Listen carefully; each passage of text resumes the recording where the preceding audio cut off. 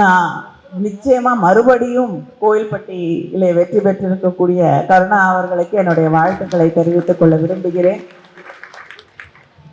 எனக்கே நம்ப முடியாத ஒரு மகிழ்ச்சியான செய்தியாகத்தான் அது இருந்தது.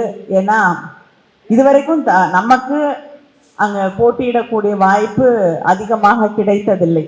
எப்பொழுதுமே அது கூட்டணிக்கு போகக்கூடிய ஒரு சூழ்நிலை தான் இருந்திருக்கிறது.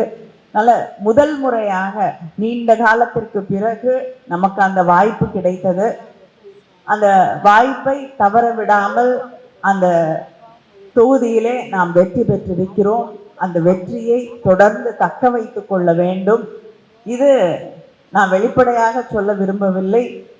நம்ம எல்லா இடங்களிலும் நம்ம போகும் பொழுது ஒவ்வொரு இடத்துலையும் இந்த முறை கூட்டணிக்கு இந்த தொகுதியை விட்டு கொடுத்துடாம நம்ம நிற்கணும் அப்படின்னு கழகத்தில் இருக்கக்கூடிய தோழர்கள் தொடர்ந்து சொல்லுவார்கள்.